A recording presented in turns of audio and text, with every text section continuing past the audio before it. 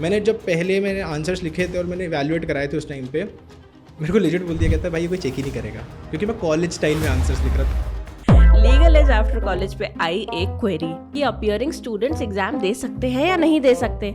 ठीक है, हमने सोचा कि लेट्स टेस्ट इट, तो हमने फॉर्म भर दिया।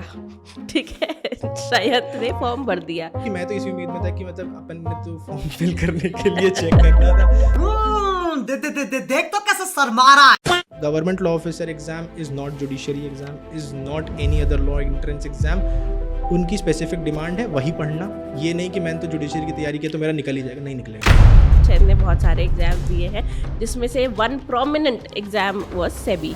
सेबी प्री मेंस सब निकल गया। शायद मुझे एक्सपीरियंस बता कैसा था। नहीं आता है बता दो, नहीं आता है डोंट ब्लफ, क्योंकि वो पिछले 15-20 साल से काम कर रहे हैं। ओपन एंडेड आंसर नहीं छोड़ सकते हो आप, नहीं तो आपकी जो कॉपी चेक कर रहे हैं जहाँ भी वैल्यूड हो रहा है उसको यही लगेगा कि भाई कहना क्या चाहते हैं। एग्जाम की तैयारी नोटिफिकेशन का इंतजार नहीं करती है। Please don't wait for the vacancies.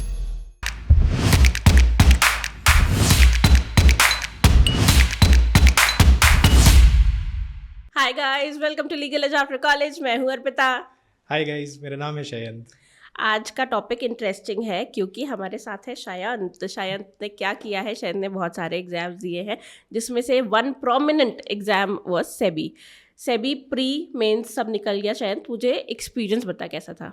It was good ma'am, मतलब थोड़ी सी चीज़ें स्ट्रीमलाइन थी, कुछ गलतियां जो पहले से होती आ रही थी वो चेंज की थी। एक जो प्री से मेंस के बीच में एक चीज़ लगी कि अगर आंसर लिखना है तो कॉलेज वाले आंसर्स तो काम नहीं चलेंगे, और उसमें मैंने बहुत गलतियां भी की थी। मैं आंसर्स लिखता था, मैं देता था, बट फिर मेरे को ये नहीं पता था फॉर्मेट क्या होता है। शुरू से शुरू करते हैं, ठीक है? लेट्स नॉट बी वेग, let's be very very specific. शुरू से शुरू करते हैं। तो मुझे बता, तो मैं तुम्हें बताती हूँ शायंत ने पेपर कैसे दिया था। लीगल एज आफ्टर कॉलेज पे आई एक क्वेरी। ठीक है, क्वेरी क्या थी? किसी बच्चे का कन्फ्यूजन था कि अपीयरिंग स्टूडेंट्स एग्जाम दे सकते हैं या नहीं दे सकते। ठीक है, हमने सोचा कि लेट्स टेस्ट इट, तो हमने फॉर्म भर दिया। ठीक है, शायद ने फॉर्म भर दिया and that's how he filled the form, not because he wanted to, not because he had to. उसने फॉर्म भरा just to solve a query. Form भर दिया तो फिर सोचा कि थोड़ा बहुत पढ़ भी लेते ही है ना। तो सबसे पहले प्री से शुरू करते हैं। शायद मुझे दो चीज़ें बताना, ठीक है? पहली चीज़ तो कि प्री की तैयारी कैसी करी, ठीक है? और स्पेसिफिकली वो सब्जेक्ट्स जो लॉ स्टूडेंट्स को जिनसे डर लगता है, नॉन लॉ सब्जेक्ट्स होते हैं, उसकी तैयारी कैसे करी, ये पहला क्वेश्चन है। Second question is that you are a working professional, how did you manage to study for SEBI and crack the prelims while working for, मतलब दिन का तेरा स्केड्यूल तो मुझे पता है कि हमारा ऑफिस 8.5 घंटे में ख़त्म होता है, शायद लेकिन बैठता है 10 घंटा। मैम सबसे पहले तो एक चीज़ जो बहुत इंपॉर्टेंट थी वो ये थी कि एक डोमेन 5 साल से पढ़ रहे हैं वो है लॉ। एक डोमेन ऐसा है जिसको छुआ ही नहीं है, वो शायद 10th के बाद ही नहीं छुआ है कभी। बट द पॉइंट वाज कि कट ऑफ इंडिविजुअली दोनों का क्लियर करना था। तो मेरे दिमाग में इतना था कि इंडिविजुअली दोनों का कट ऑफ तो पहले से पता ही है कितना परसेंटेज आपको चाहिए out of this, but the question was कि अप्रोच कैसे रखनी है उसकी। तो मैंने सबसे पहले सिलेबस, सबसे पहले मैं कोई भी एग्जाम होता है, किसी भी चीज़ होता है, तो मैं स्टूडेंट्स को भी यही बोलता हूँ, start with 2 things, that is syllabus and PYQs। अब सेबी के साथ एक ड्रॉबैक है, PYQs नहीं है, मेमोरी बेस्ड पेपर होता है। बट एक ओवरऑल जो मेमोरी बेस्ड पेपर का डोमेन मिलता है उससे एक आइडिया लग गया कि what all they will ask around. Always before preparing for any exam understand the psyche of the exam, कि इस एग्जाम की साइकी क्या है। क्योंकि मैम ये सारे डोमेन सेम है, RBI हो गया, सेबी हो गया, IBPS हो गया, या PSUs हो गए, सबका अपना, but they want lawyers who can help them in their domain. SEBI is completely capital market driven, IBPS is banking driven. Banking securities कहीं ना कहीं ओवरलैपिंग है बट अलग भी है। और प्री के क्वेश्चंस मतलब इतने ज़्यादा सिक्योरिटी लॉज ओरिएंटेड नहीं थे, बट हाँ थोड़े थे मेजरली लिमिटेशन बेस्ड क्वेश्चंस थे। नहीं आता है, हाँ। लिमिटेशंस के कुछ क्वेश्चंस थे, कुछ थोड़े बहुत बेसिक लॉज के क्वेश्चन थे। बट मेरा जो मेजर क्वेश्चन था वो था नॉन लॉ सब्जेक्ट्स कवर करना। तो उसके लिए मैंने बिल्कुल बेसिक से स्टार्ट किया। अगर मेरे को क्वांट पढ़ना है तो मैं कोई क्वेश्चन सॉल्व करने नहीं गया, सबसे पहले बेसिक्स सीख लिए मैंने। कुछ परसेंटेज का शॉर्टकट, आपका ये जो डेसिमल हो गया, फ्रैक्शंस हो गए, इन सब के बेसिक्स चीज़ें सीख ली। इसके बाद मैंने रीजनिंग स्टार्ट की। अब रीजनिंग में एक प्रॉब्लम ये होती है कि जो आता है उसी की प्रैक्टिस कर रहा था मैं। मेरे को ऐसा लगा रीजनिंग में पजल्स आते हैं वेरी गुड, बट मेरे को नंबर सीरीज में बहुत प्रॉब्लम होती थी। या मेरे को जो सेवी में इस बार आया भी था बॉक्स वाले, जो आया था इस बार बॉक्स वाला, मेरे को इतना अच्छे से याद नहीं क्योंकि अब हो गया टाइम, एक बॉक्स वाला पजल आया था और वो मेरा सबसे बड़ा फियर था कि अगर वो पेपर में आ गया तो क्या करूँगा मैं। और मैंने पेपर में उसमें टाइम भी वेस्ट किया था, तो मैं जब टाइम वेस्ट करके निकला था तो मेरे को लगा था कि प्री तो नहीं निकलेगा, कोई दिक्कत नहीं, बट एक एक्सपीरियंस हो गया। बट सरप्राइजिंगली बाकी जगह पे मेरे नंबर आ गए थे। तो what I did was I got a print out of the syllabus. सबसे पहले मेमोरी बेस्ड पेपर निकाला, मैंने पेपर की एक रिक्वायरमेंट समझी कि पेपर की डिमांड क्या है, उसके अकॉर्डिंगली मैंने अपने नॉन लॉ सब्जेक्ट स्टार्ट किए। नॉन लॉ सब्जेक्ट में भी मैम रीजनिंग एक ऐसा सब्जेक्ट है जो हर ग्रेजुएट लेवल एग्जाम पे आता है, लीव अपार्ट लॉ। बट क्या लॉ वालों को इतनी डिमांड नहीं है, उनको एक स्पेसिफिक डिमांड है, उतनी पढ़ लो। इसके अलावा रीजनिंग उनको एक स्पेसिफिक चाहिए, वो पढ़ लो। तो मुझे पता, जैसे क्लैट लेवल पे भी बच्चे रीजनिंग पढ़ते ही है ना, उससे कितना ज़्यादा डिफिकल्ट या डिफरेंट होता है? अगर हम क्लैट लेवल पे बात करें तो that is completely UG based exam. 12th का बच्चा है, उसने अभी शायद कॉमर्स पढ़ा है, आर्ट्स पढ़ा है, उसकी थोड़ी सी जो नर्चरिंग है वो अलग होती है। सेबी एक ऐसा एग्जाम है जो थोड़ा सा प्रोफेशनल ओरिएंटेड मांगता है, तो उनकी रीजनिंग थोड़ी थी अच्छी थी मैम, रीजनिंग बहुत अच्छी भी आई थी। कुछ पजल्स ऐसे भी थे जो डुएबल थे, कुछ ऐसे भी थे जो टाइम वेस्टिंग थे। एंड मैम आप ही ने बताया मतलब the art of leaving question, वो भी इंपॉर्टेंट था, क्योंकि शायद सुबह 10 बजे किसी को पेपर मिल जाए, शाम को 6 बजे तक पूरा पेपर सॉल्व कर लेगा, बट द टाइम फ्रेम जो है उसमें सॉल्व करना है आपको। और वहाँ पे तो ऐसे लिमिट होता है, पहले आपका नॉन लॉ सब्जेक्ट खत्म होता है, फिर वो बंद होता है, फिर लॉ खुलता है। तो ऐसा भी नहीं है you can switch between law. अच्छा मेरे को इतना टाइम लॉ में मिला है, मैं जल्दी जल्दी निपटा के नॉन लॉ पे आता हूँ, ऐसा ऑप्शन ही नहीं है आपके पास। You have to complete the non law, then law start होता है। तो टाइम मैनेजमेंट सबसे इंपॉर्टेंट है मैम वहाँ पे। ठीक है, प्री की तो मतलब तूने एग्जाम का समझा कि एग्जाम में क्या पूछा जा रहा है, उसी के अराउंड अपनी तैयारी बिल्ड करी। That's a very smart approach by the way. फिर मेंस में तो फिर भाई तैयारी लगती है, मेंस तो आप ऐसा नहीं कर सकते कि हाँ मतलब एक जो मैंने गलती की वो मैं सबको सजेस्ट करूंगा, don't wait for your pre results to start for your mains preparation. क्योंकि मैं तो इसी उम्मीद में था कि मतलब अपन ने तो फॉर्म फिल करने के लिए चेक करना था तो इसलिए भरा है, बट कुछ होना नहीं है। बट द पॉइंट वाज कि you never know what destiny has for you. शायद आपको ऐसा लगे कि अरे कुछ नहीं होगा, बहुत सारी गलतियां कर दी, बट सरप्राइजिंगली आपका पेपर निकल सकता है। यू नेवर नो, क्योंकि कट ऑफ बहुत ही मिनिमल है वहाँ पे, मतलब एक परसेंटेज ऑफ कट ऑफ है। हाँ ऐसा नहीं है ईजी है, it is difficult, but students who are preparing they will definitely get awarded वहाँ पे। Come back mains. हाँ मैं मेंस पे आ रहा हूँ ना, तो मेंस का जो पॉइंट है, तो मेरी साथ जो गलती थी that was I waited very long, तो जिसकी वजह से मेरे कुछ सब्जेक्ट्स थोड़े से मिस आउट हो गए थे। मेरे को जहाँ मेरा प्री हो गया तो उसके बाद से ही मेरे को स्टार्ट करना चाहिए था एंड गो थोड़ा सा heavy on the security laws. कुछ स्टूडेंट्स जो इंटरेक्ट किया मैंने भी उसके बाद, तो कुछ स्टूडेंट्स को शायद बेसिक सिक्योरिटी लॉ नहीं पता थे, प्राइमरी मार्केट सेकेंडरी मार्केट जैसे क्वेश्चंस नहीं पता थे, क्रिमिनल लॉ आपको आना चाहिए। Secondly the art of writing answer is very very important.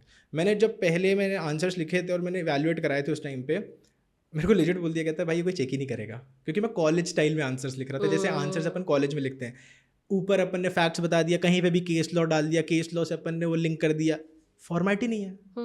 तो फिर मेरे को एक जो इंपॉर्टेंट चीज़ मिली वो ये मिली, हर क्वेश्चन आपको एक पॉइंट ऑफ डिस्कशन देता है। उस पॉइंट ऑफ डिस्कशन के कुछ पॉइंटर्स होते हैं। पहला पॉइंटर होता है आपका व्यू, सेकंड होता है प्रेसिडेंट, थर्ड होता है लॉ और लास्ट होता है कंक्लूजन, जिसको आईलैक फॉर्मेट भी लोग बोलते हैं। तो उस स्ट्रक्चर में आंसर लिखना है। Secondly don't go too heavy on your answers. तो what I did was I gathered information from multiple laws. अगर एक सिक्योरिटी का आंसर आ रहा है तो you can also add limitation उसमें, you can also add case laws उसमें, और आखिरी में आपका conclusion should give a judgment in that answer. Open ended answer नहीं छोड़ सकते हो आप, नहीं तो आपकी जो कॉपी चेक कर रहे हैं जहाँ भी वैल्यूट हो रहा है उसको यही लगेगा कि भाई कहना क्या चाहते हो। तो मेरा इंपॉर्टेंट वही था, सबसे पहले तो सब्जेक्ट्स कवर करना है। दूसरी चीज़ डोंट गो टू डीप और डोंट गो टू लार्ज का सब्जेक्ट कवर। हर सब्जेक्ट का आइडिया होना चाहिए what this subject talks about. और सेकेंडली स्ट्रक्चर करना इंपॉर्टेंट है मैम। ठीक है। तो बेसिकली पढ़ना, डेप्थ में बहुत पढ़ने की ज़रूरत नहीं है, लेकिन सब्जेक्ट सारे कवर करना ज़रूरी है। सारे सब्जेक्ट्स के बारे में पता होना चाहिए कि कौन सा रेगुलेशन किस लिए आया है, कौन सा लॉ किस लिए आया है, ये पता होना बहुत ज़रूरी है। मोस्ट इंपॉर्टेंट चीज़ मैम, सेबी का notification is your like the entrance to the preparation. SEBI जैसा नोटिफिकेशन में मतलब मेरे को बहुत अच्छा लगता है the way they provide the percentage. Constitution से हमको इतना परसेंट चाहिए, क्रिमिनल लॉ से इतना परसेंट चाहिए, कॉन्स्टिट्यूशन में भी ये वाले पार्ट हम पूछेंगे, क्रिमिनल लॉ में भी हम ये चीजें पूछेंगे और इतना परसेंट यहाँ से आएगा। एग्जैक्टली। तो आपकी तैयारी भी उसी वेटेज के हिसाब से होनी चाहिए। टेक्निकली मेरे को पता है 100 नंबर का अगर पेपर आता है, लेट्स अज्यूम 100 नंबर का पेपर है, 30% कॉन्स्टिट्यूशन है, तो 30% के हिसाब से पढ़ूंगा। अब मेरे पास जैसे एक हफ्ता है, 8 दिन है 9 दिन है, तो अब उसमें मैं 3-4 दिन कॉन्स्टिट्यूशन को पढ़ूंगा, 30% का ही तो पेपर है वो, शायद मैं 1-1.5 दिन दूंगा उसमें। तो ये भी इंपॉर्टेंट है टाइम मैनेजमेंट, क्योंकि प्री से लेके मेंस तक आपके पास टाइम बहुत कम होता है। और सेबी की बहुत खूबसूरत चीज़ ये होती है कि बहुत जल्दी आपके पेपर रिक्रूटमेंट सब करा लेता है। जिन लोगों का सिलेक्शन है 24 जुलाई को वो लोग जा रहे हैं, वेरी गुड, कॉन्ग्रेचुलेशंस। ठीक है, इंटरव्यू का एक्सपीरियंस कैसा था? मतलब I know we discussed at length कि कैसा था, लेकिन ओवरऑल इट वाज गुड। एक इम्पॉर्टेंट चीज़ ये होती है, मोर ओवर वो लॉ पे क्वेश्चंस पूछते हैं, बिल्कुल पूछते हैं, but secondly they also try to assess your personality, क्योंकि चेक कर लिया उनने आपको कितना लॉ आता है, आपको मेंस में उन्होंने इवैल्यूएट कर लिया, मोटा मोटी उनको आइडिया है you have good knowledge of law. 65 लोगों को बुलाया था मैं इस बार इंटरव्यू में, 20 सीट्स, मतलब जो नोटिफिकेशन में लिखा था 1:3 उससे भी ज़्यादा ही लोगों को 5 एक्स्ट्रा ही हो गए, उस पर भी ज़्यादा हो गए, तो मे बी बहुत एक्सेप्शनली गुड आंसर्स लिखा आप लोगों ने। तो इंटरव्यू की अगर बेसिक बात करें तो ma'am a lot depends upon how you deliver your answers.